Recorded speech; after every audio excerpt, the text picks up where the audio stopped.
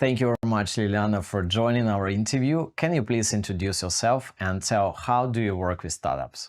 Hello, Slava, and thank you very much for inviting me to this session. I'm Liliana Caimacan, Professor of Marketing at Entrepreneurship at HALT International Business School, marketing strategist, an innovation expert with quite a wide range of experience working in different companies in the corporate world and working with smaller companies, consultant, supporting smaller startups, smaller businesses, SMEs to grow and really engage further with their customers and achieve kind of better results.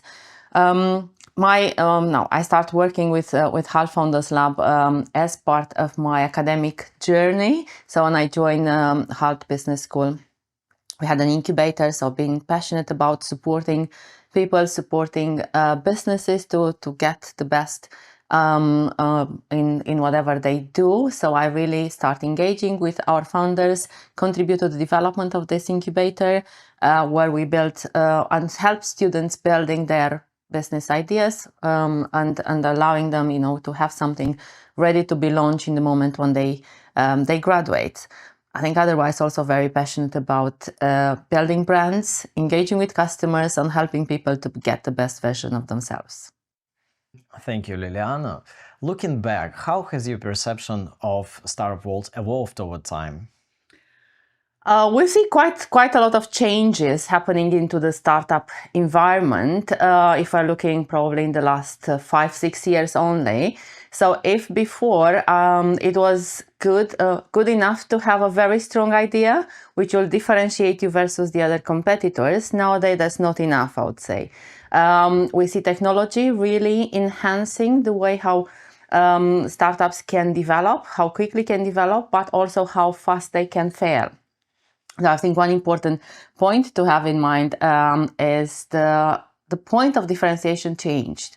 Yeah, so in this new world we live in, with technology impacting strongly the startup ecosystem, the businesses are changing significantly and they need to engage better with the consumers. And I would say key point nowadays would be the way how they can set up versus the others, and it is about execution. So I think the big change is moving from great idea to a great execution, great engagement with the customers, and fast adoption of the technology and integration within the business. Thanks a lot. And also, as you know, a lot of startups are actually founded by current or just young graduates or current students. And I know that one of these big projects you also running is the HALT Founders Lab. Can you tell more about this program? Yeah, definitely.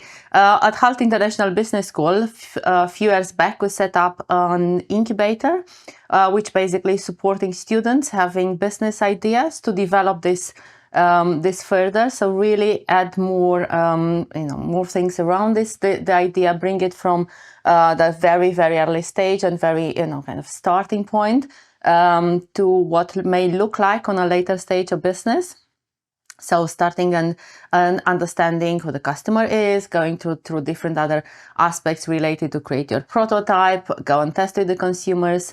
And I think what's very unique about HALT Founders Lab is this collaboration with various external partners like Elegant Club, where we allow our students or encourage them to get in contact with other people, engage, share their ideas, get feedback, get mentor, get support to progress with their business idea and bring this to life in the moment when they graduate.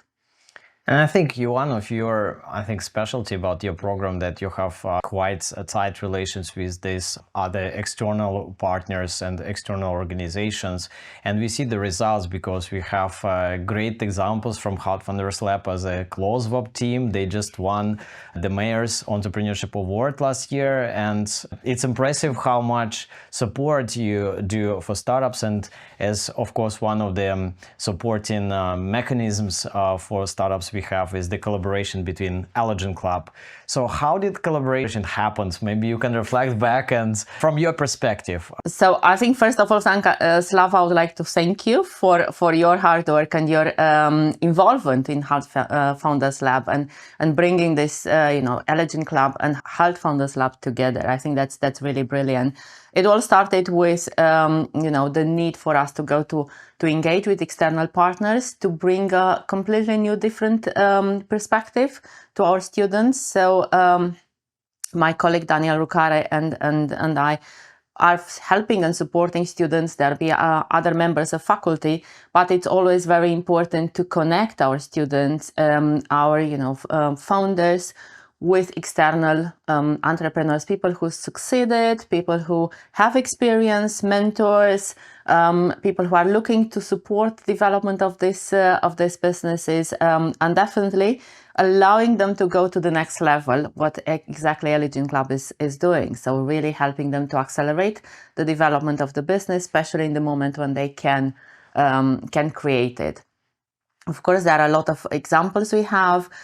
Close Up probably is one of the most recent ones. There are few others.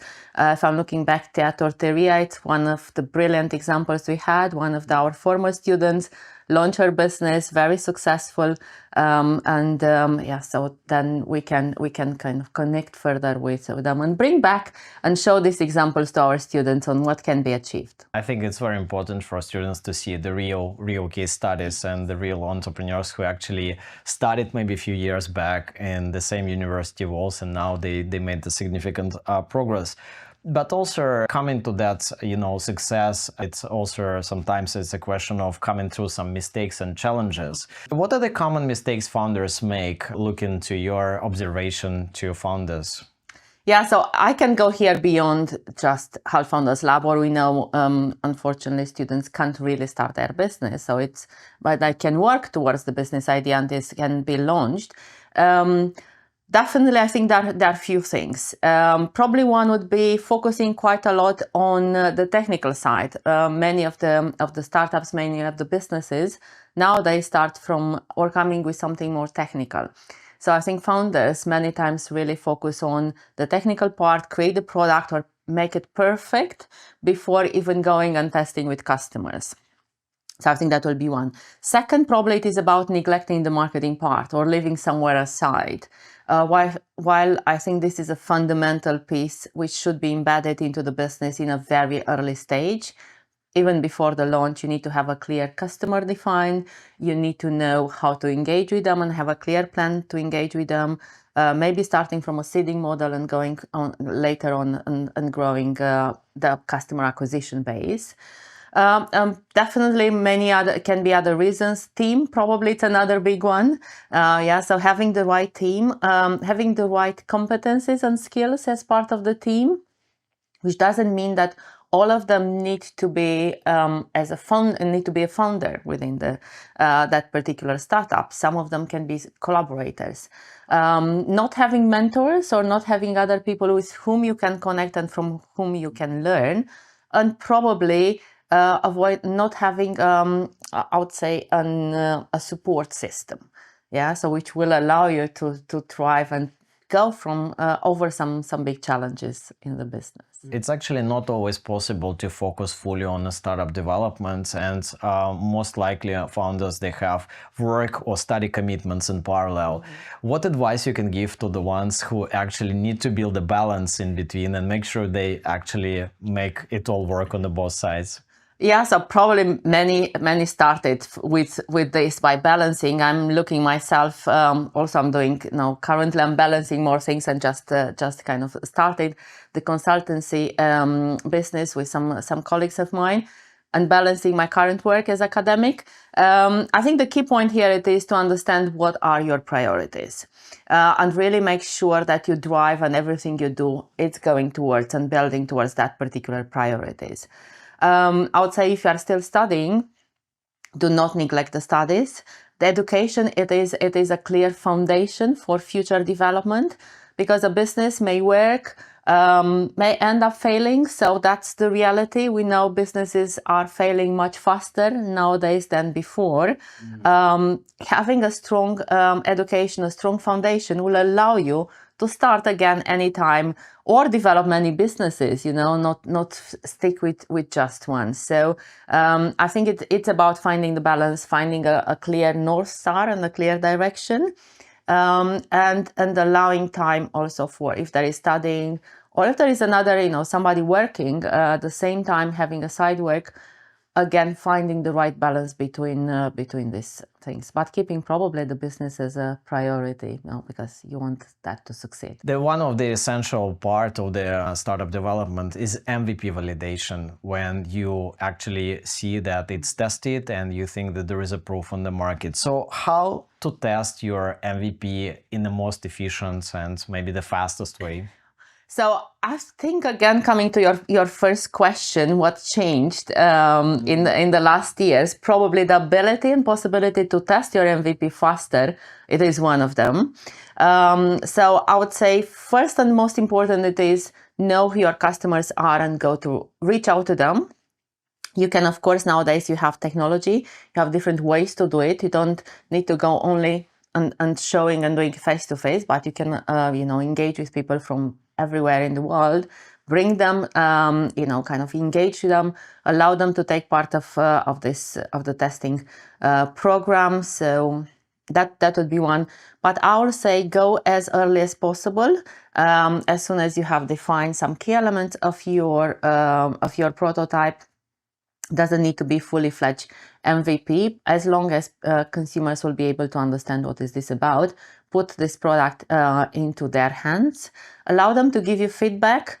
Either they can do it in a physical way, but having a conversation, showing them, getting a feedback, or giving them access. If we talk about any site or any apps or kind of similar things, it is about allowing customers to use it. And I can give you a quick example. I'm working now with a startup from Germany, which just launched a fantastic business. It is Layers Journal, a coaching solution and AI coaching solution. They basically decided to test it with our students. So other students work on a project, where they will give further feedback. So and then that will work out and be translated into the further development of this app. So I think that's how we can test it. Of course, you can use any other AI tools we have available today. Again, I would say let's be cautious in the way how we use AI tools, because that's this. I believe that AI is here to help rather than replace the human capabilities. Well, that's for sure. Sometimes it's better just to have a normal conversation and talk to real customer rather than asking ChatGPT what is the best approach to sell your product or service. But one of the big issues for founders is actually the motivation and commitment, and how to basically keep doing what you're doing. Yeah, I think that's a very good point, Slava. So what we see this very frequently. We start in HFL with quite a big number of enthusiast students who have really great ideas. As they progress and they realize how much commitment is required, the need of being there and putting a bigger effort towards the business, we see some of them really falling behind and even giving up. I think it is about dedication. It is about belief in your idea. So if you believe in your idea, I think you should work and go and bring it to life. It is about using creativity and finding ways on how to engage and bring this further. It is about finding your support system, which will allow you to overcome these down moments, which all of us will have, no matter where we are in the business. It's just probably if you are in a bigger business, in a corporate environment, there is already defined a support system, while a startup, most of the time you are by yourself. But being part of a community, either that's an incubator, accelerator, any other community with like-minded people, it's a brilliant solution to overcome any kind of the challenges or setbacks may come up. Yeah, just because we have this particular big challenge. What you mentioned, support system, is very important, and also what I see that solo founders, they tend to give up faster or maybe more frequently in comparison to teams, the startup teams, which they manage to support each other in that way. I think just maybe a short build on this one, Slava. That's why the importance of the teams. So the teams don't necessarily, everybody needs to be a founder. Yeah, so the teams can be collaborators, can be mentors, can be advisors, part of your team, people with whom you can engage in the moment when the challenge is coming. So it's not being on your own. Probably also feeling a bit overwhelmed these days. It's another reason for founders to stop. So again, finding reasons to go further and getting help. So probably that would be another important thing. Asking for help. Yeah, that would be quite important. What is also, I observe that when you try to get a job, you just send your CV and you don't put your picture, like the photo, and like you tend to be selected by your skill set. In the startup world, it's, from my view, is completely opposite, because everyone is asking, first thing is, what is your LinkedIn? The people want to see more about yourself, who is behind the project, right? So people want to see the personality. And then we come to the point of importance of having a personal brand. What's your view? What's the role personal brands plays in the startup success? I think it's crucial, and it's general for any of us at any point in time. Yeah, so any professional, I think, should build and work on a personal brand. As you know, and there are many researches showing that people tend to buy brands because this builds trust, and especially in difficult situation and downturn economic environment, we buy brands more than products simply because we trust. That's the same situation when we talk about individuals.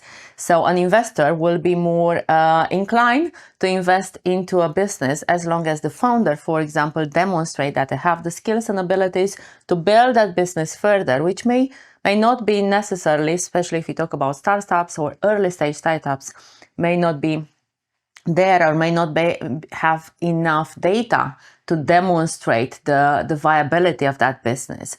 But then that's where the founders plays a very important role in convincing and attracting the trust of the investors, for example. So, but I think probably a few things on building brands and building personal brand. I think that's important to showcase what are your values. Yeah, so we talk about values because that will be another important point, relevant for investors. How you really bring this to life, to your business idea, how you stay consistent and coherent with them at any point in time. And then basically, I think it's what you bring new and different in that environment where we are. Yeah. So and what is your value? You know, how you deliver value for anybody, people around you, and of course that can be anything from you know, your personality, your skills, your knowledge, all combined. Yeah. So and then they'll be able to generate impact, you know, on the people around you, and I think that's quite important. As you just also mentioned, that sometimes the founders, they tend to focus on product, but actually they don't have maybe much focus on the go-to-market strategy and a clear understanding of how to build up the marketing strategy for their business. In your view, what are the key components to build an outstanding marketing strategy? Definitely, I think all starts with customers. Yeah, so for me, I'm obsessed with customers, and I think that should be a fundamental and the core of any business. Understand who the customer is, understand what are their pain points and how you can engage with them, what really matters for them, and how you can basically bring value to these customers. Yeah, so I think that's a fundamental aspect.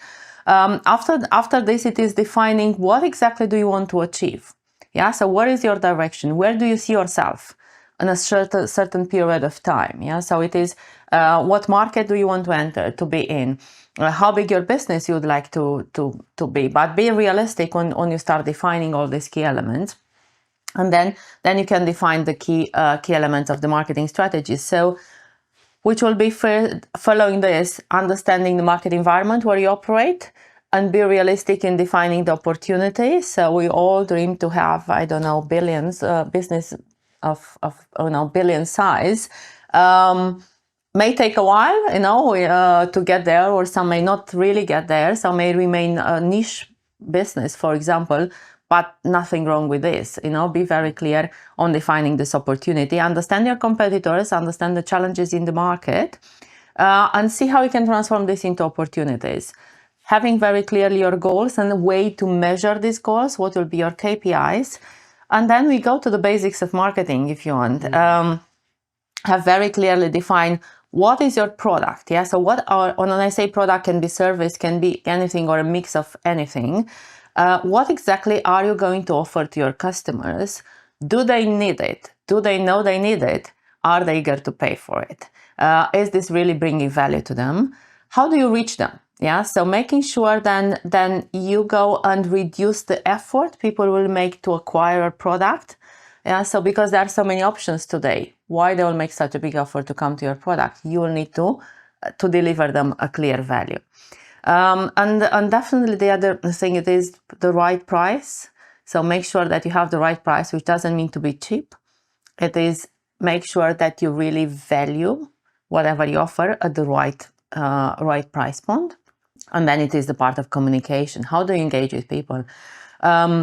I think we see a lot of, especially young founders and entrepreneurs jumping very quickly on social media, TikTok being one of the key ways to engage with customers. Nothing wrong with this, but make sure that's the right channel to engage, and they really are looking to or following that particular channel, and this is part of their life, and that's bringing us back to the customer.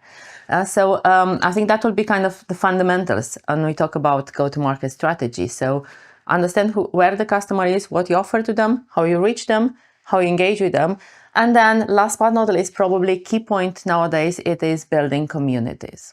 Mm-hmm. Yeah, so at least for founders, for startup, you have a limited budget. You need to use every single penny you have in the best way possible, in the most efficient way possible. So community and building a relevant community is here to help.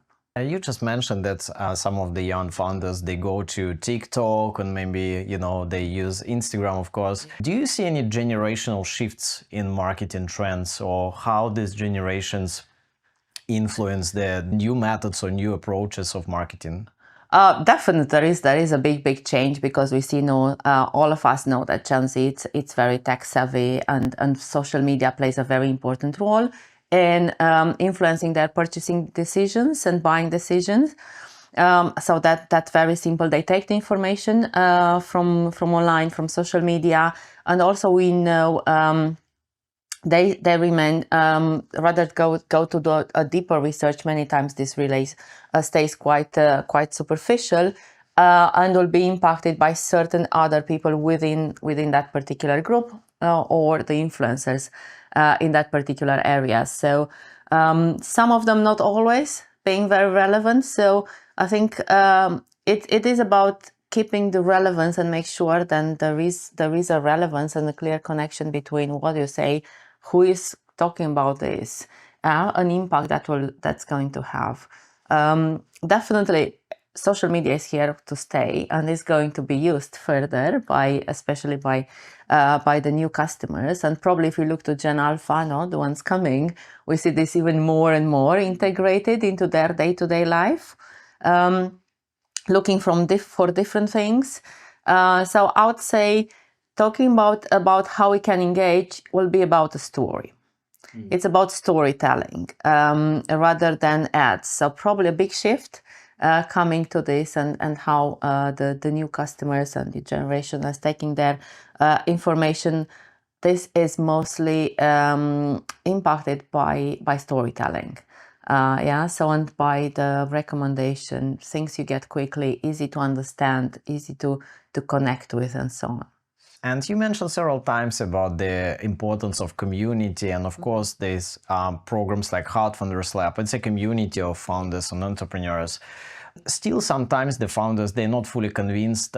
Is it really important to join the community, or is it important to join incubator or accelerator? In your view, why it's important to join some program? I think probably there are a few reasons. One, it is it's helping you to keep staying committed to the business. Yeah. So basically, being in a certain environment, that's definitely build up into this probably and keep you on track with your development of the business, because that's so easy to derail nowadays. Probably the other important point, it is ability to exchange knowledge and information with the other members, and also having access to people with strong knowledge and basically skills. Yeah. So here we talk about mentors. We talk about the connection already created within these incubators or accelerators in generally with different other network of individuals which can support the businesses. So just to summarize, probably it's threefold. One, it is keep you on track with developing the business, giving you support when you need it, support which can come knowledge, feedback, expertise, and basically helping you to share some of the resources or have access to resources. Some of our viewers, maybe they just at the startup idea stage, right? Mm-hmm. For the ones who are just about to start, what steps they should make in order to launch the business? I think it is definitely developing that particular idea. So idea is nothing until it's executed. I see probably one important thing, it is share that idea into a structured, well-defined way with other people and understand if that's something which will have impact and get traction.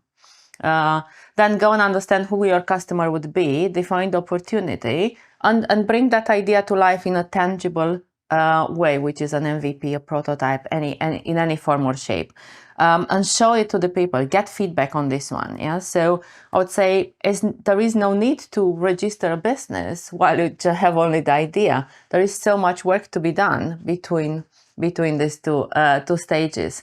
So bring that idea to life, think very clearly what exactly is about, get the feedback, test it as much as possible, but also think of what is that particular business opportunity. Yeah? So it's what's the size of the business you can achieve, and what do you need to get there. One of the essential steps is to find a co-founder or build a team. As we discussed, that it's very important to have a support system and not exactly a co-founder, but someone maybe working with you together. Can you give an advice how to build a successful team for a startup? Any team would be few things which are very, very important. Understand what kind of skills do you need, so that would be one. Choose people, so select and identify that ones which will complement your skills as a founder. But I think it's probably even more important is find people with shared values. So because again, you can have other people providing that particular piece of work which needs to be done, but two founders which are sharing values more founders sharing the same values will be successful. Otherwise, that you are going to get into a clash, into a conflict, which may definitely will not be very beneficial for the business. So I think that's quite important, and that may not come easy and quickly, may go to different stages, may go to different changes. So that's why it's important to share the business idea and identify that people with whom you really click and connect, and make this work. And actually, I know that a few founders, they found the co-founders during the Hot Founders Lab program. And I think this is one of maybe the ways to find the team is to join that incubator program and to find like-minded minds and, to have someone who is sharing the same interest. Definitely. Sometimes what we see it is, for example, students in HFL may come with similar ideas or ideas which can complement each other, or bringing them together, they can create and have a bigger impact. So basically what we do, we really encourage them to share this idea, then to come together and see how they can work, if that can work. We have what we call speed dating sessions. when they interact, also you can invite external people to connect, because so you may find your co-founder within your ecosystem, but also can be somewhere else. So ability to network and interact with other people definitely is helping them to build and find the right team, the co-partner, the co-founder, or the team members. So it doesn't need always to be a co-founder. Sometimes can be just a team member, which fits very well with the business idea. You have such a solid experience in working with entrepreneurs. You have experience in the industry and in the academic world. What keeps you motivated to work with entrepreneurs? I think it's basically that enthusiasm and curiosity. So I think that really gives me the energy when you see that passion for the idea, the passion of bringing something new, the passion of changing the world. Because many ideas and entrepreneurs I've been working with, and now are coming with brilliant proposals, which are not just about money or being successful from revenue perspective. It is about having an impact. It is about creating something new. It is about solving a problem for customers. And I think that's brilliant. So that's why I absolutely love working with founders, because you see a lot of a broad idea and you see that enthusiasm, and then that gives me energy. What is the best way to approach you and maybe send you a message on LinkedIn? How the founders can pitch you the idea to make sure that you may be interested? Definitely, I encourage them to reach out to me on LinkedIn, and if they will send me a message, it would be good to kind of describe very briefly what the idea is, who the customer is. So as I said, I'm obsessed with customers, and I think that's where we should start rather than from product. So tell me what's the customer, what's the pain point, what's the problem you want to solve, and then definitely what your idea is about, and happy to help and support. So that's something I'm always interested in. Please, viewers, send message to Liliana, but be very clear about what your idea is about and who are your customers as well. You mentioned several times about the impact, right? And this word in particular is sometimes being overused, and we see that sometimes founders or startups, they say we do impact, but sometimes it's just kind of a buzzword rather than the real impact. So how to differentiate, right, between the buzzwords and the real impacts? How to make sure that the founders, they have real outcomes and the positive impact for others, not just like bold statements somewhere in social media. Unfortunately, we see this not only to the founders, we see this happening in case of many other big companies nowadays. And I think talking about impact, it's thinking beyond the numbers of the revenue, market share, any other KPIs, number of customers, so on and so forth. It is about any elements related to sustainability, for example. So how you can contribute to reduce the impact or waste or any other aspect. How can you improve the life of people using that product? So sometimes this can come with simple aspects, so then make people feel better about their life by using a product, but using I don't know, an app or something like this, whatever you can offer them. Is this going to improve the quality of life? Is this make them get better in what they do, be better humans at the end of the day? So I think that's something quite important. How we quantify, I think nowadays we see more and more solutions coming through in trying to quantify this impact when we talk, or measure the purpose when we talk about businesses or brands with purpose, and measuring the impact on society, on people, on planet. Probably there are quite a lot in the space of sustainability, and we have a lot of metrics or solutions to measure the impact, which some may be accessible to founders, some not yet. So probably that's one of the biggest challenge on how to make it more accessible. But if we talk about people or society, from simple act of understanding how do you touch the life of people and how and how many of them there will be, that's a way to embed this and measure the impact you have. I know that you actually support so many entrepreneurs in sustainability space, and it's also something we do prioritize in the allergen community when we're trying to make sure that the founders, they have some socially driven ideas and some kind of sustainable ideas which provide some good outcomes for society. Some founders maybe not always coming from that side. And why do you think in general sustainability is important to focus on, and maybe to bring that sustainability into any business or some other ideas as well? I think it should be it should be embedded in any of the business, because we have only one planet, no? And the impact we see today, it's a major one, and we see the output. Okay, so all these changes we live in. So I think all of us, we need to be mindful the impact we have. And sustainability, that doesn't mean just, I don't know, I'm not using plastic, or I recycle something, or I reduce my carbon footprint. Yeah, sustainability can be also the way we consume, the ability to replace or replenish some of the resources we use for our particular business. Always think beyond also your business itself, because the impact can be broader, can go few layers. Sometimes, we may take and be sustainable ourselves, but we move the issue in a different space. So think a little bit like this on sustainability through the value chain, and how basically you can reduce the impact. I think that's quite important.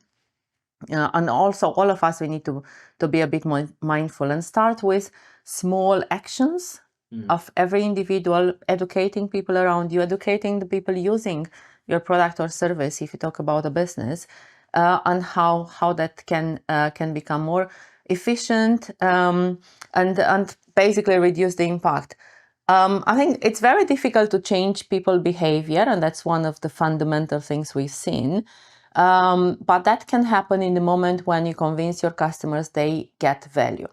Yeah, so that's a very, very simple question. Customers will ask, "What's in it for me?" Yeah, so what's in it for me? It is my value. What do I extract from this?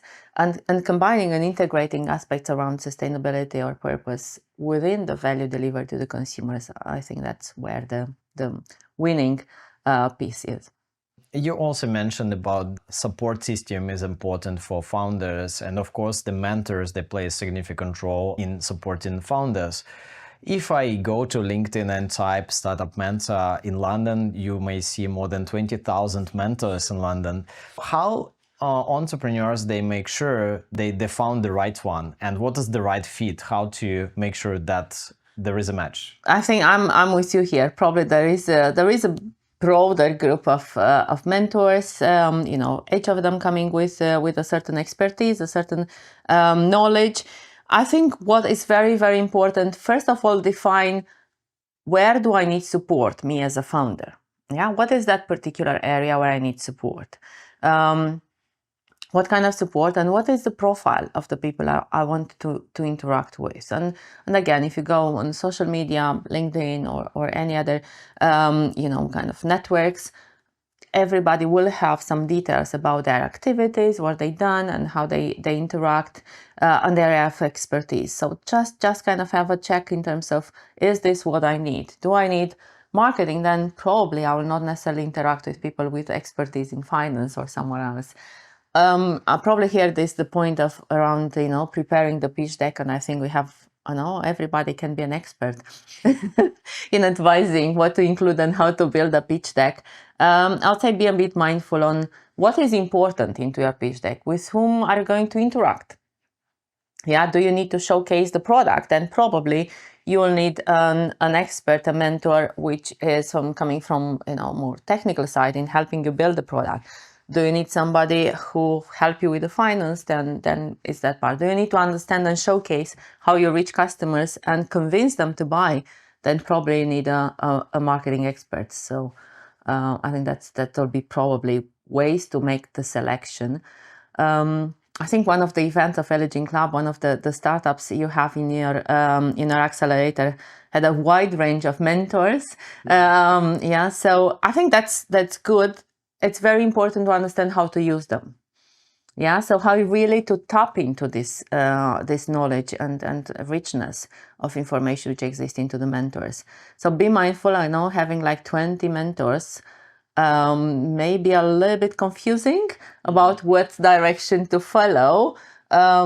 Missing someone, having only one may not be enough because may not cover different areas of interest or information. Apart of the mentors, there are startup advisors, the ones who sit on the advisory board. And maybe it's not always clear for early stage founders when they should start looking for advisory boards or advisors for the company. When the company exists and demonstrate that can progress, I think before this probably would be a waste of time from both sides, because an advisor, if the company it's very early stage or it's not launched and didn't have the first clients, or they don't have what to advise you to. Yeah, so that you still need to do a work on yourself. So I think advisory board probably makes sense in the moment when you start moving towards a scale-up stage. Yeah, so really getting a bit bigger when you get really more knowledge, and you need more guidance on how to progress with the business. Early stage it's also a lot of trial and error. Not to say that having an advisory board means a cost. Yeah, so can you afford it as a startup? Would you use that money on an advisory board, or you may use that money on the customer acquisition? Yeah, so that's a decision. Do you need a board? Do you need one person? What kind of profile and what do you need? So coming to your point, I think advisory board, in my personal view, is a great thing to have in the moment when the business is moving into scale up phase. One of the essential parts of the startup journey is the pitching, and you probably watched more than thousands of pitches. But of course, we see some successful pitches, and some of them they're not that successful. What makes pitch outstanding in your view? In my view, I think what really gets my attention it's that clearly highlight what is the need you are going to solve. If you start by telling me all details about the product, okay, so what? Who is going to buy it? Does anyone need this product? I've seen in my career so many examples when my fantastic colleagues in R&D develop amazing products, technologies, name it. And then coming to marketing, we try to figure out to whom to sell it and try to dress up something and make it work. And most of the cases doesn't work. So I think what attracts me is starting with a very clear customer need. So what is that one what's the problem we are going to solve? How are you going to do it? How do you reach and engage and convince these people? Who is in your team? Yeah, what kind of skills and capabilities you have as part of your team? And of course, financials matter and showcase that there is an opportunity. But we know in this early stage that financials will be changing so many times. Yeah, so there is so much going on probably, and so many things will change. So probably yes, financials are important, but I would say probably not the most important thing. Also, sometimes maybe founders, they know everything how to put things, but they may still missing some presenting skills or public speaking skills. Can you give any advice of how founders can improve it? Yeah, so definitely presentation skills it's a big challenge, and having the capability to land very clearly the message and what you stand for and what exactly is your idea. So my advice here would be, first of all, be very clear what are you going to talk about. Okay. Second, who is your audience? So different audience will look from different things. Me as a marketeer, I'm looking for customer understanding and need. Probably if we'll be sitting next to a finance person, so that person will look into the numbers because that's what really matters for them. Yeah. So adapt your pitch with the audience and make sure that you have a very clear narrative which will take the people through your story. Probably the other it is have a story. So at the end of the day, at least in the early stage of a startup, it's all a story.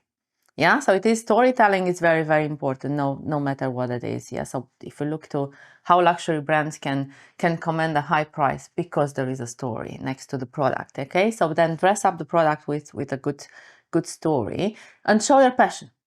So that out encourage them. So show that they are, they need to show they're passionate about that product, that idea. They believe in their idea, because if they don't believe, how can I? Yeah. So I see a lot of pitches, a lot of things. So I think that's important thing. Of course, practice.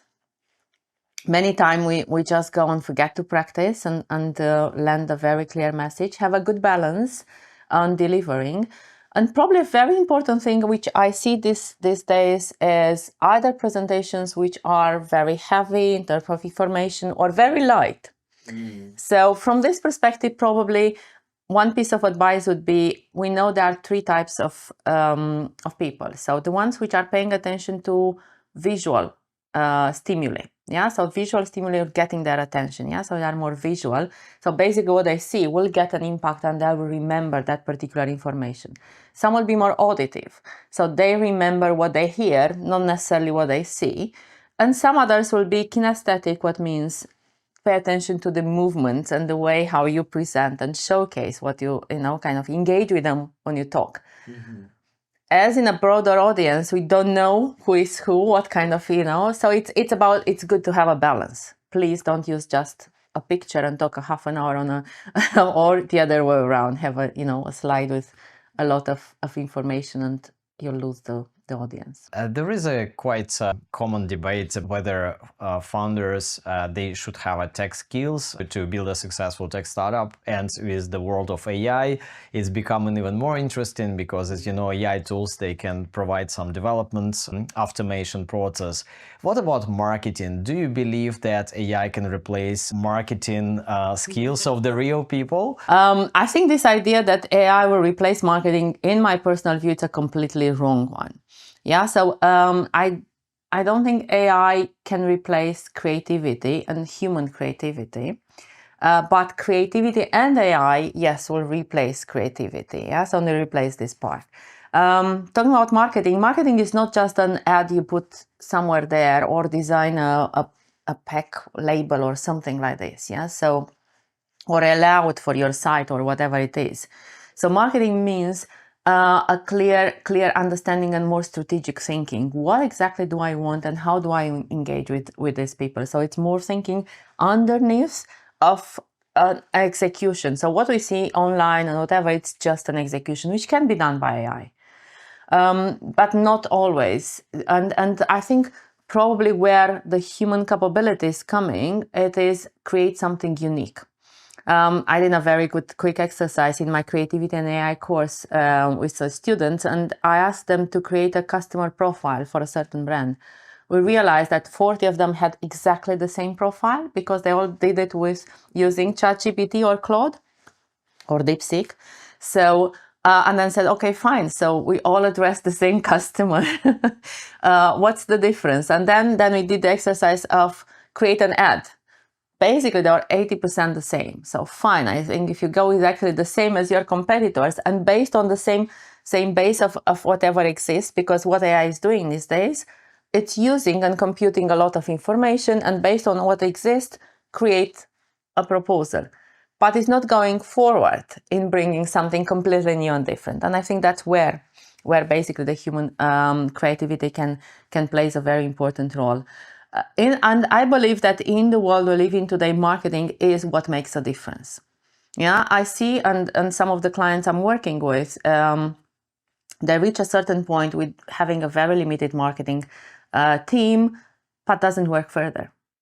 Okay, so they reach a point where they start declining and accelerated decline, because they lost the relevance and the way to engage with customers, and there where marketing plays a role. If you have a startup, you may not need to have a full-time marketing person. Yeah, so you may work with an external person, but I think make sure that you have a strong strategy in place, and then of course for the executions can be somebody you can use AI for kind of short deployment most of the time, accelerating any kind of adaptation, adjustments, tests, A/B testing, or any other kind of things. But you still need a human I would say, to do the strategic part, and then the rest may be done by technology. Okay, that sounds very promising. That we still need people to manage certain things. Can you give any advice of some book, podcast, or resource for early stage founders to learn more about the marketing? One interesting book, which been to a bit controversial to a certain point, but I think that's quite relevant. It is Byron Sharp, How Brands Grow. It's talking about penetration. So it's true that book been creating for bigger brands, but I think that's a lot of learning in and that basically the fundamental aspect. It's about building mental availability and physical availability. So mental availability, people know about you. Physical availability, people find you, yeah, so they can reach. That will be one. I would recommend Seth Godin.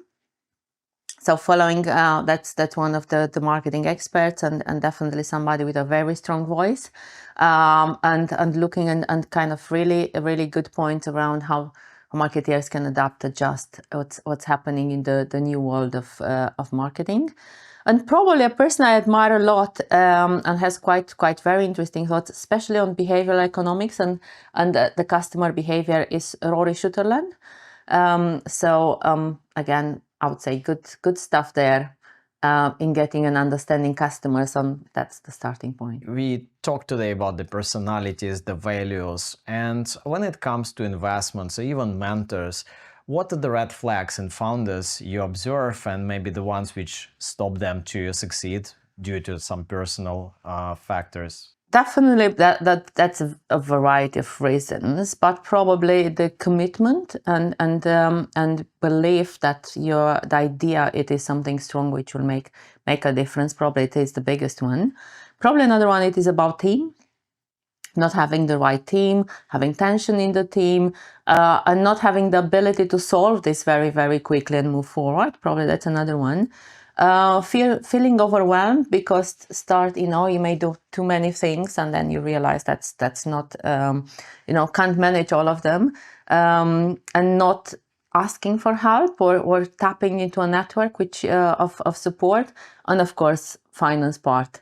Yeah, so start building something very quickly, and I would say another important one, it is of course creating something nobody wants. Yeah, so not creating and adjusting or evolving your proposition with the needs of the customers. So we are looking at the environment we live in today. So many things are changing. Our preferences, behaviors as individuals, as customers are changing. Okay, so if you don't, as a founder, if you don't adapt your proposition, adapt your product, about your solution, whatever you deliver with the new needs and evolving needs, then you'll be outdated very quickly. Somebody will come and I'll deliver something better. So customers will jump very quickly. Indeed, we live in such a fast-paced world today, right? So what are the top 3 tips you may give to founders to succeed in 2025? I think it is definitely learn and understand how to use technology into your own benefit. So keep the humanity. I would say that's another thing. And then the other, it is be obsessed with your customers. Yeah, so that will be for me kind of the key things, because the others, so if you keep your humanity and humility, this will allow you to be able to talk about your business in a relevant way and convincing way. Yeah, so if you know your customers, you'll have something which makes sense for them and brings them value, and of course adopting and keeping up to date whatever it is will make you stand out in the crowd. Thanks a lot, Liliana. And now I would like to ask you the Blitz questions. And try my best. What's the most important mindset shift entrepreneurs should make? Be focused. What's the best piece of advice you ever gave to founder? Be obsessed with the consumers. How can entrepreneurs make better decisions under pressure? I'll say be resilient and build up the resilience. What's the best way to validate your startup idea before launching?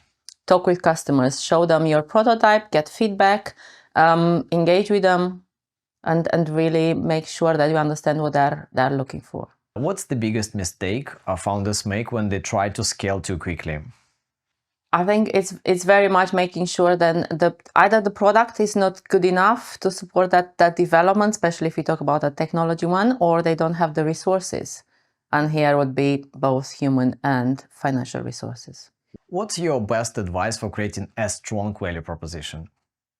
It's be very clear what is the need you are going to solve and how you bring value to the customers. London startup ecosystem is crowded. How to stay out of the crowd? I think it's basically build your point of differentiation. Yeah, so I think that's very, very clear. Or identify a different ecosystem where you can build your business. How do you know when it's a time to pivot your business model? When you realize your customer are not buying and are not interested in your product, you need to do something, not continue doing the things as you've done before. What's the most common marketing mistake startup founders make? Talking about their product and forget to engage with customers.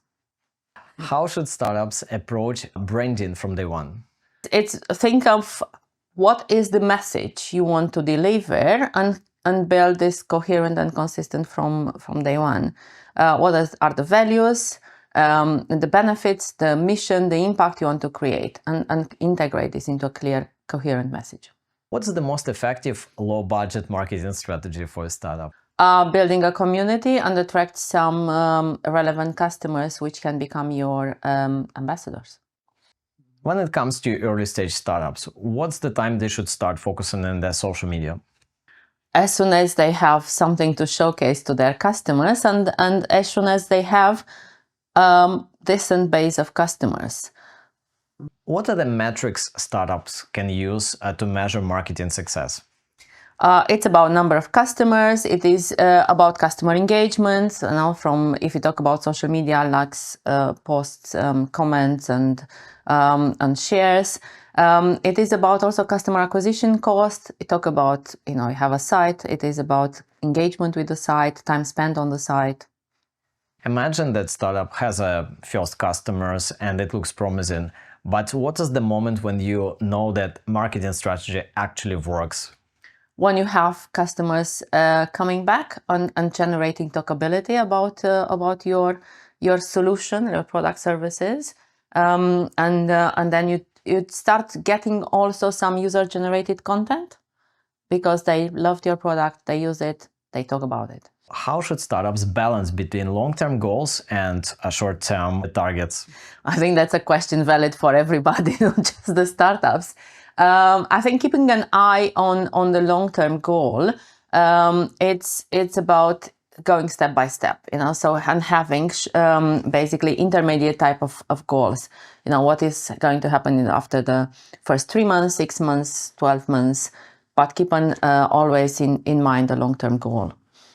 So if it doesn't work and you don't achieve, you may want to change the path rather than the goal. Thank you so much, Liliana. That was all from our side to get in the Blitz questions. Thank you very much, Lava. It's a pleasure to be with you today. Thank you for this opportunity.